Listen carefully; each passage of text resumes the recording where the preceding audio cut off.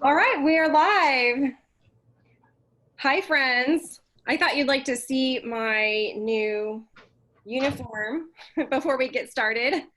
But no, seriously, I'm sure you logged in today because you want to hear the latest on the housing market, get the inside scoop on lending. How does COVID affect the housing market? There's lots of questions out there that I've been getting. And so what I did is I brought on Laura Berg, who is a trusted and experienced loan professional here in Westlake Village. And she's going to share with us what she's noticed in the housing market with loans. And I'm really anxious to hear what Laura has to say, where we've been, what's happening now, and where she thinks rates and loans are going to go in the future. So I'll let you start speaking, Laura. Great. Well, good afternoon, everybody. I'm really happy that I was invited in to kind of update you. As everybody, when this first came about, we didn't know what was going to happen. We didn't know, are we working, not working? My business was actually deemed essential from day one. As you guys know, we're in a lower interest rate market, so we had a lot of refis going at the time. And of course, they're letting us take these through to completion. A couple weeks into it, guidelines were changing, things were happening, and every day we were not quite sure, but actually how it's ended is quite amazing. I keep really good track of numbers and calls that come in, and the lead calls on purchases that come in have not changed the entire time.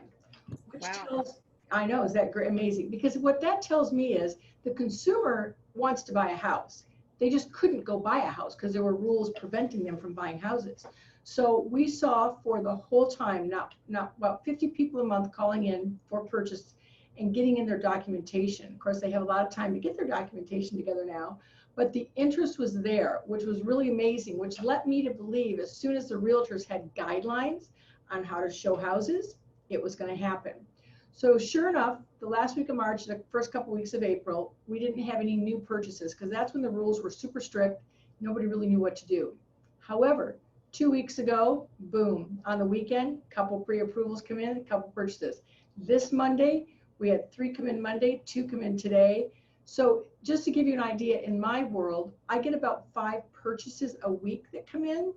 And this week, we're already on day 2 of the week, we're already there. So I don't know, are we back to normal, but I can sure tell you the people that wanted to buy, which there seems to be quite a few, are actually out there. The numbers that we have, I kind of felt that was going to happen just because the interest didn't go away.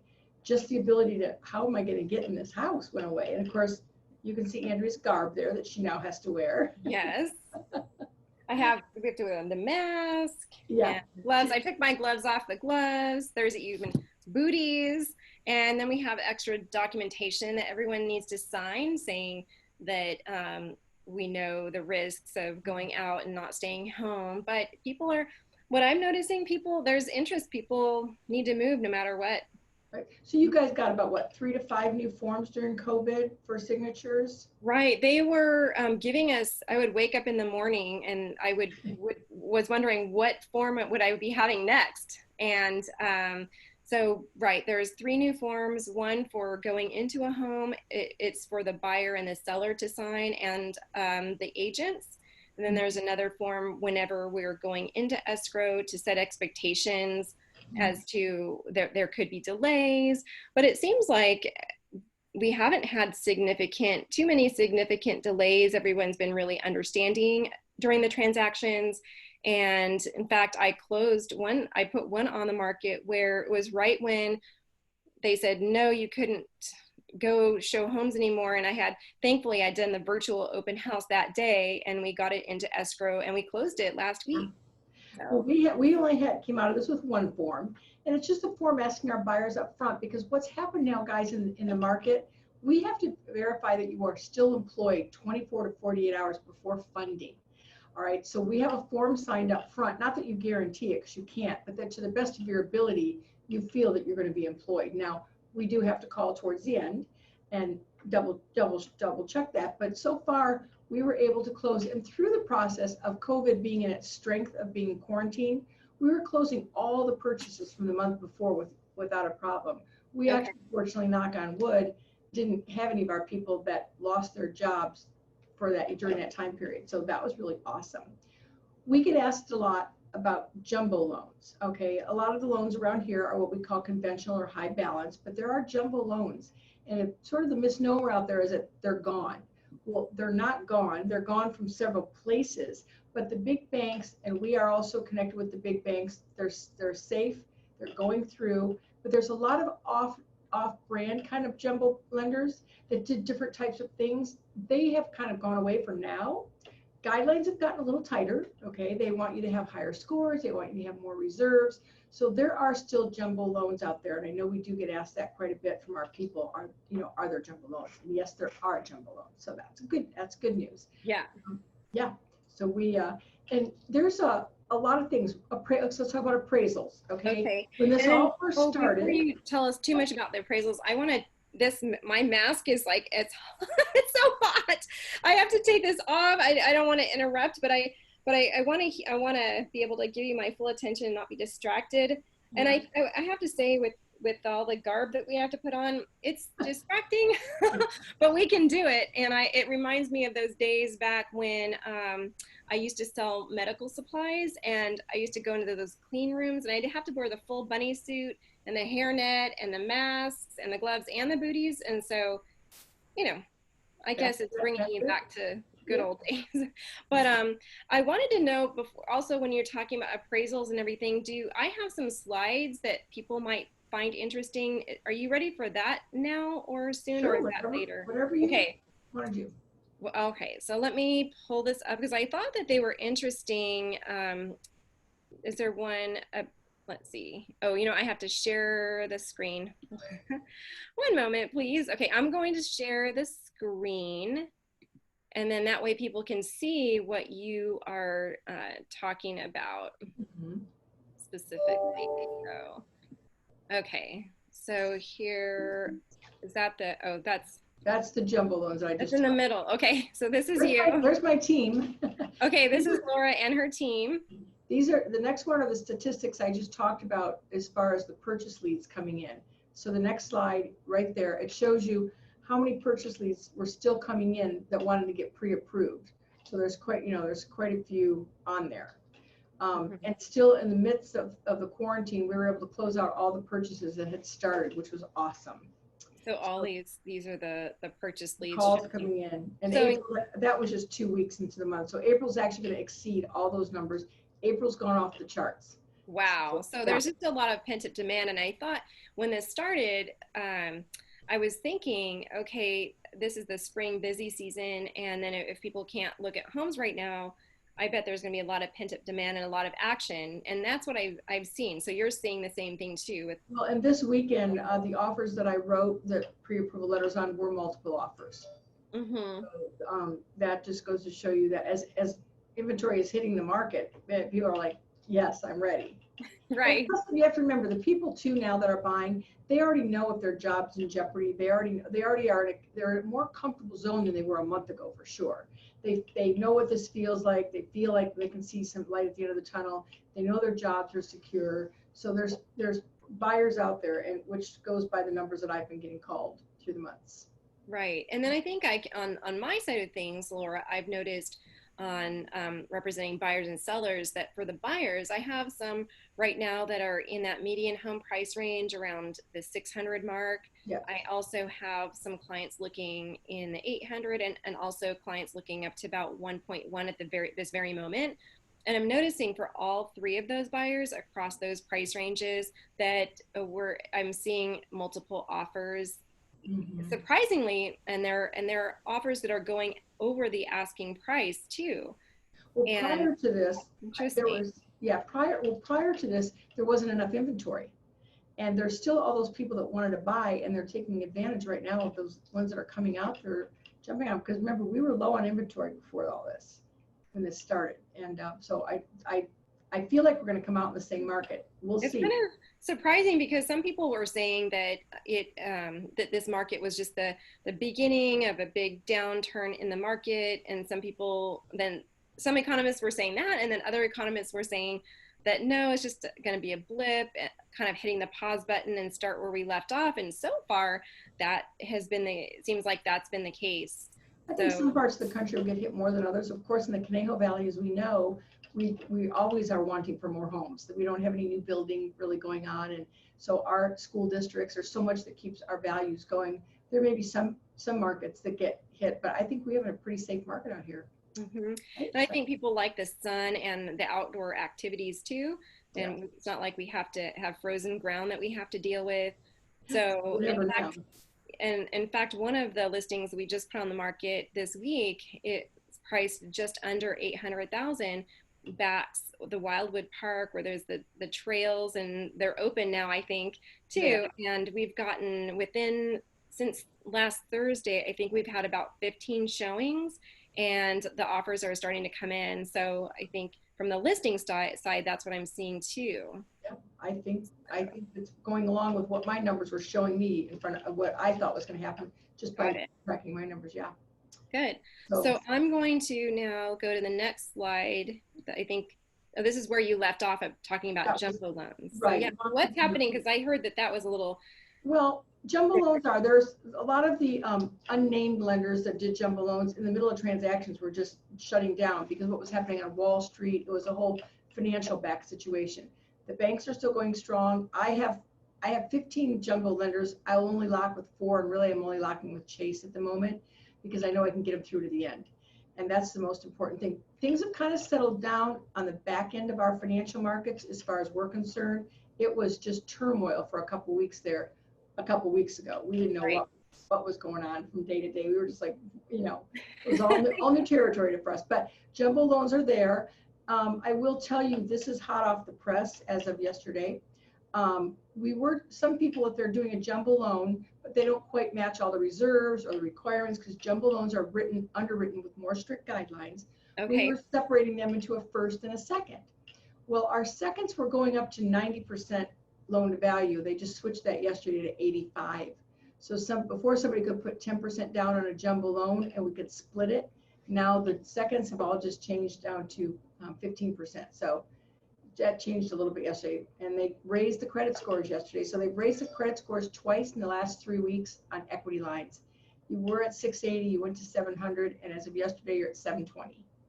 Oh, wow. So that means for jumbo, someone has to have, if they want a jumbo loan, they have to have more than a 720 middle FICO score. So now for true jumbo loan, that's if we were going to split it into a first and a second. Many people do it so they can have conforming money on the first. So now they've just changed that guideline. But true jumbo loans we can do. You just have to have good credit scores, good reserves. You have to have lower qualifying ratios. So because jumbo loans are so strict on their guidelines, we would split them into a conforming first and an equity line for the second. Okay. And we still can, but we can't do it at 10% down anymore. They have to have 15% down. Got it. And then, so basically for, so there's 2 products. There's the jumbo, the true jumbo, and then there's the ones where you have a conforming loan with a small home equity that add up to the right amount of the loan. Because they couldn't quite fit into the jumbo guidelines, our borrowers, and sometimes they just can't. So then we split them, not a problem. Okay. A little bit more down now. So for jumbo, you have to have good credit scores, meaning above. 720 is fine, but you're going to get your really good scores up above 760 to 780. You'll get better interest rate and better terms if you're over 760. So that's almost perfect credit score, basically. I've never seen perfect, which is 850. I've never seen one ever. I don't know what it would take to get the highest score, but anything higher 7s is perfect to us. So high 7s, and then you said good qualifying ratios, meaning like their debt to income ratio is. Yes, it has to be a little bit stronger than on a conventional loan. They let you go up to what we call 49%, which means all the debt we see on the credit report plus their housing expenses can't be more than 49% of their salaries. On jumbo, we're at 43. Okay, so it's a little bit more strict, but 43, that's and pretty good. You have to have ratios. I mean, you have to have reserves too. Right. On conventional, you don't. Okay, so conventional is still easier to do, but you just need to have that, you said 43% debt to income ratio, and that's your proposed mortgage plus the taxes and the insurance too, right? And homeowners dues if there are any. Plus and homeowners dues. Whatever minimum we see on the credit report, minimum payments on the credit report. Got it. Some people have tax payments set up with the IRS. We'd have to take that in, or child support if we see it. Just basic stuff. Yeah. So they really need to talk to you. They can't just go online and plug in some numbers and it spits out an It's answer. pretty important that we see right now pre-approvals, and people really aren't objecting like they were years ago. On a pre-approval, we're getting everything that we think is needed. So when they go out there, you go out there, especially in a multiple offer situation, you want to be strong and you want to know that, you know, you're going to be able to close that transaction. So people are really very cooperative now in sending us their documents. And so they seem to want to know as much as we do, that they really can afford this, go do this. So we have some pretty cooperative clients right now. Right. And I agree with you on that, Laura, because whenever I'm working with a buyer, and a lot of times if they're not educated, they'll say, oh, I want to see this house or I want to see that house. And what I really encourage them to do is do the part that's not so fun right now and supply the lender all of the documentation, because once we do that and we find out which payment that they feel comfortable with, what they can qualify for, then whenever an amazing home pops up, which sometimes it pops up and then it's gone really fast, even right now, they can write an offer right away. And it doesn't mean they have to buy right away. It just means that they can if they find the right home. And if they get into a multiple offer, then they'll know how high they can go and still feel comfortable about the payment. I think that knowledge is power, don't you? Yes, and sometimes when we get their stuff, we're like, oops, we have to go get, you know, the VA benefits. We have to go get a green card that's not quite up to date. We have to have proof of that this judgment was paid off. Or there's things that come up in about 15% of our pre-approvals. There's about 15% of the pre-approvals where we have to like stop the process, go get everything fixed up, so we're not running through circles during your, you know, when you find your contract, you sign it. So we will help them. It might be something to fix with credit. Like I said, it could be some of their documents. It could be we need that child support to prove that it's no longer due. So about 15% of our files that come in, we do have to really handhold them and get them ready. And sometimes they didn't even realize that was going to be an issue. Mm-hmm. You know, that, oh, well, that judgment is zero, but we have to show that it's zero somewhere. Right. Right. And then I sometimes see in the judgments, but I also see sometimes that there's errors on a credit report, or the name is similar, and so that can prevent it. So it kind of buys you a little bit of time if you have it all up front. We can get it fixed, because we may not always be able to fix everything in a 30-day contract. So we can fix it now. So when they go, we've come, you know, gone over all the obstacles. Right. So that's not new information, but it's good information for people to have. Right. I mean, it's not new for COVID, but it's just important in our current market conditions. Yes. And people right now, at the time that they have, they're getting us everything we need. It's awesome. Yeah. Yeah. So now I'm curious to know about appraisals, because I know that there was a time period where the appraiser, nobody wanted appraisers to come in their home, or appraisers were afraid to go in homes. And so I was just curious to know how that's being handled right now. Are the appraisers going into homes, or is there another way? Well, the first 3 weeks, everybody was just frantic, but our appraisers, even during that time, were going in, and people were letting them in, but with very, you know, a lot of caution taken. The seller would be out of the house. The appraiser would want them to open all the doors, turn on all the lights so they wouldn't have to. Everybody would wear gloves and masks. So they were letting them in because it was the only way. Right. But then what happened around week 3 of COVID, the lenders now said, we will do desktop or drive-by appraisal. So desktop is they sit at their desktop and they look up all the comps, and they, you know, they make their value. Drive-by, it's what it says, drive-by. And actually the last couple of weeks, because we've really been utilizing this as much as we can, the values have been coming in, which is great. Oh, now, what I tell everybody is, if the value is inside your home, whether it be a refinance or it's a purchase, and the value's inside the home, we should really prepare for a full appraisal, because they can't just take pictures that you've taken from the inside of the house. They can't verify that that's that house, you know. So if the value's inside the house, and what I mean by that, kitchens are upgraded, new hardwood floors, they put in new bathrooms. I mean, just things that would really make that house worth more than the last one that sold. Then we're really recommending that everybody work it out and get the appraisers in, which they have been very cooperative, and it's been working, not a problem. But it made it easier when they added that we could do desktops and drive-bys. Now, that might be taken away from us after this is over. Okay. And another thing on appraisals, Fannie Mae and Freddie Mac, they have something, when you put all the information into the government underwriting system, they may give you a waiver on an appraisal. There may be enough equity that they feel we don't even care about an appraisal. So then you wouldn't need a drive-by or a desktop or a full appraisal. You could just, we just get excused and they say you don't need to have it. It's an appraisal waiver. Well, and then if they get an appraisal waiver, then that saves around $500 or $600, right? Well, it Or does. do they still have to pay for an appraisal? In our company, we actually don't charge for appraisals at all. We don't charge lender fees or appraisals, but in a normal situation, yes, it's $500 to $600. Right. That's what I prepare my clients for, is about $500 or $600 for the home inspection and about $500 or $600 for the appraisal. And that's just the cost of doing business. I mean, that's just what it is. And if you don't buy the house, it's not like you get that money back. It's just part of the process. But it's nice to know that you don't charge the, I know that's a selling point. If they buy multiple houses, like they buy when they fall out, it's the first appraisal we do for free. Oh, okay.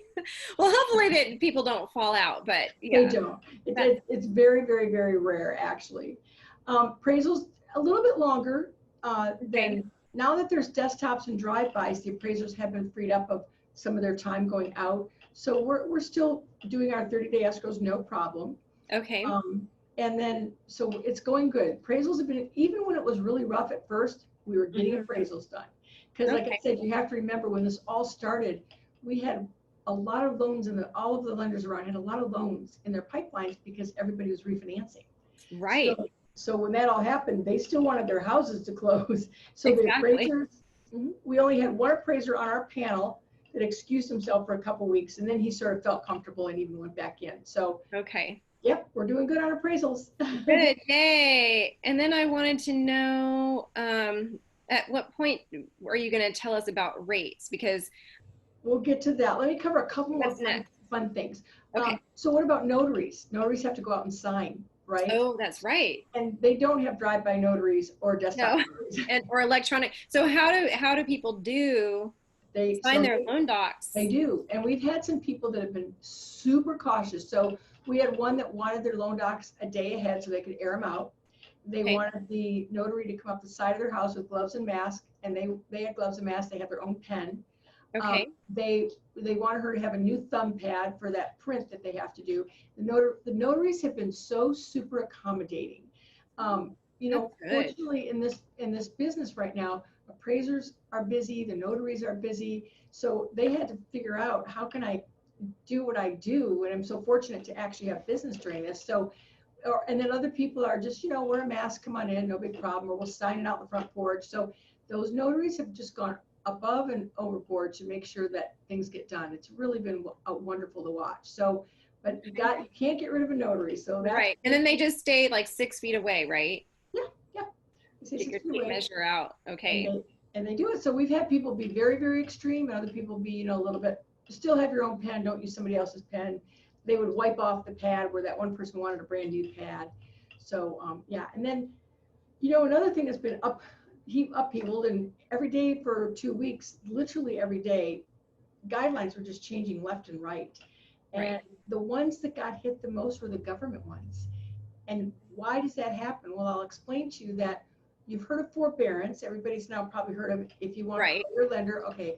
So on a government loan, whoever the servicer is, okay, even though you've worked out forbearance, that investor still makes the servicer pay for all those months that you're going to be in forbearance.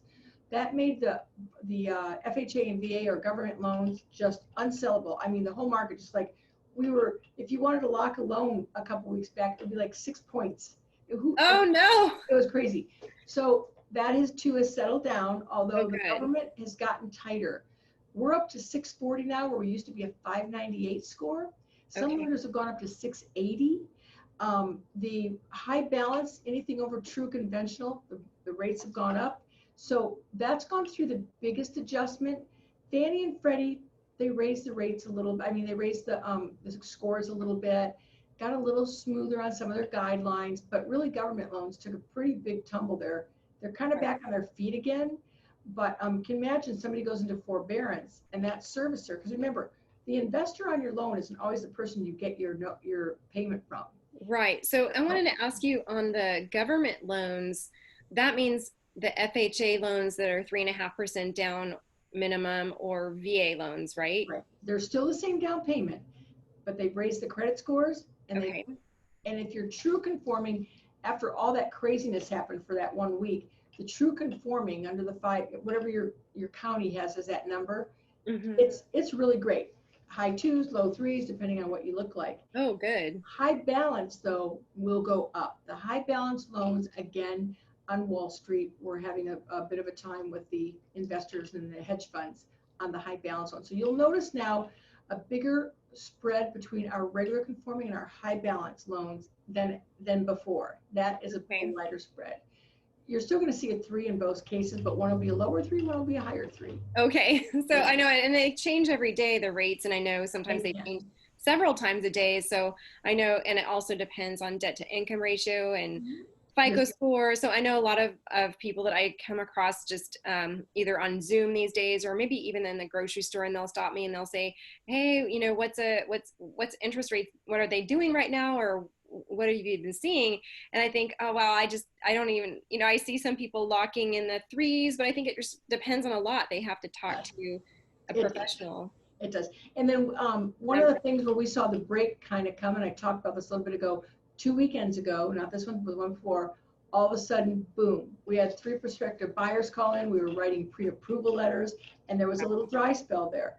And so, and then a funny one is over at the Westlake Farmers Market, you know, for weeks it's been half empty. And last weekend, there was like a line all the way down the street just to get in the parking lot. So oh, wow. It kind of felt just by my office and what was happening that was kind of breaking. And then I saw some other little fun things out there. And I go see my mother-in-law once every weekend, and it's been just brilliant because she lives 90 miles away. She actually lives in oh, wow. Corona, if you can imagine.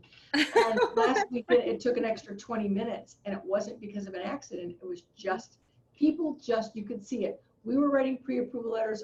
The offers were being accepted. Farmers market was crowded. The freeways were a little bit more crowded. So it felt like, okay, you guys were a little bit more settled on how you can show houses, and you know, everything was just kind of coming together. And so just some fun things that we noticed here, and then we saw, you know, in the actual out there in the social world, kind of matching our numbers coming through the doors. It's true. And now that the beaches are open under certain regulations where you have to keep moving and this and that, but and the trails, I believe, are open too. So I think people were kind of coming into what the new normal might be. I think it's still in flux, but at least we're, you know, getting a steady pace going. Correct. So what else is next that we should share before we? Probably, I think the next one might actually be rates, isn't it? What is? Oh, there we go. So, yay. So here's what, rates are great. They have been great for a while now, pre-COVID. They've been great through COVID, and they're expected. Now listen, any piece of news can come out in the economy that changes this, but rates are expected to be great going forward for, you know, a while. There doesn't appear on the horizon to be rates that are going up. So we're locking, as you can see, true conventional is down at 3 1/8, 3%, 3 1/8. It just depends. High balance. Before you go, I'm sorry to interrupt, but for the true conventional, do you know those off the top of your head, like what that would be for Ventura and LA County? LA, they're both the same. It's either 510-400 or 514-100. It's one of those two. Okay, 514 or. It's either 514-100 or 510-400. It's so around the low 5s. If that's what your loan amount is, then that would be a true conventional. And you are going to see some amazing. Look at the rates, amazing. Wow. High balance has been going from 3.5 to 3 7/8. Okay. Now, if somebody has lower scores, that of course could change. I'm just talking about just kind of your regular run of the mill. FHA and VA, true conventional. Wow. Look at, we're locking them. In fact, I haven't seen that for. I haven't seen a 2.8 for. I know. We locked one yesterday at 2 3/4 with a $1,200 credit, lender credit. Wow. With no lender fees and no appraisal. It was amazing. Jumbo, we're going to be at around 3 7/8. Now, some of the banks may be lower, but what happens with me with the jumbo right now, especially the banks are having a real hard time closing loans. So I'm taking those jumbo loans that are in a contract that just can't meet. Or I had one It was a $2 million house that Wells Fargo did the appraisal on, $600,000 under, which it was worth $2 million all day long. Okay. And we were able to lock them. It was down in the low threes at that time and bring in the appraisal. So what's happening is if the banks just can't perform, we're taking over jumbos because we can close. We closed that one in 27 days and it was already had been in escrow for a while when it fell out. So we're doing rates are really, I mean, they're just lovely. And guys, we can do, for those of you that are renters, we have this wonderful forms called Rent versus Own, and it is so fun for me to print those for you and show you the value over 2 years, 3 years, 9 years of owning versus renting. It's just amazing. And happy to do that for anybody, Andrea. It just tells such a great story of why homeownership is just like, you know, where you want to be. And so those are fun for us to do for anybody that wants them. Well, I think that would be really useful because a lot of the people I talk to, the big ones for people wanting to buy their first home is, number one, what's the payment going to be like? And with these low interest rates, it's going to be not that much different than rent, I don't think. And, well, and plus, usually the difference, so if there is a difference, I notice, it's going towards principal. So it's really like they're paying the same thing, but have a forced savings account. Exactly. I had one, I'll go back a couple years. This is a fun story. I love these stories. And they wanted like a 550 house at the time, but they could only afford a 350 townhome at that a couple years ago, 3 years ago. And they're like, okay, well, here's what happened. You could figure out that they were never going to save the money they needed for that 550 house. It wasn't going to happen for qualifying or for anything. So what happened 3 years later, they had $122,000 in equity that they could now put towards that house. They were saving like $500 a month, and add that up over 36 months, it wouldn't have added up to $122,000 in equity. They were so excited to be able to take that jump to the next house. And right now with the data that we have available, when we do the rent versus owns, just take your typical house and they factor in what it costs to sell it and rent versus own, and they factor it all in. After 9 years, we do a lot of 9-year comparisons. They're anywhere between 378 and 650 in equity, in plus equity over that time period. That's why it's so fun to see it in a comparison chart. They're really fun little forms that we do to show people. And so just with the rates right now, people can get into homes right now that if the rate was 5%, they couldn't qualify. And since it doesn't appear that our inventory prices are going to be going down, it doesn't add up. So when these rates are low like this, it gives a whole sector of people an opportunity to buy that couldn't. Because if the rates were just 2% higher, they couldn't get in the market. There'd be nothing for them to get into. So that's why I love the story of, look, you might start here, but it's going to get you here eventually. It's a fun way to look at it. And boy, these rates are just so positive for our clients. It really means a lot. I mean, if you imagine every quarter is probably $50, $60 a month in rate. And now you take that up 1 or 2 points. Look how much more that adds on. Right, that's true. Right. So I think this is definitely a good time to jump on getting pre-approved and maybe do that comparison. If anyone on the call is watching this and you want to have a little comparison, Laura can definitely do that for you. And I'm happy to get you some information to point you in the right direction, have a conversation about if it's a good time to buy, is it a good time to sell? There's so many different factors and it depends on your particular situation. And that's the nice thing about working with Laura here, because what I really like, Laura, how you take that consultant approach, that whenever I introduce a client to you, they'll send you the numbers, you look at the numbers, and then you'll provide a presentation, I guess, if you will, or just kind of lay out all the facts and figures, and then they can determine, is it right for me now, or do I need to save a little more, or do I need to fix my credit? But at least it's a starting point without any pressure to do a loan this very moment. Like, I like that. We do. And if last weekend and the weekend before any statement, it sure looks like a good time to list your home because people were just like so excited to see houses to go look at. So it was really a fun weekend for us to see all the work we've been doing over the last 8 weeks, getting people ready. Now they were actually, just jumping out there. They're out there looking. I mean, that's what I've noticed about our new Wildwood listing.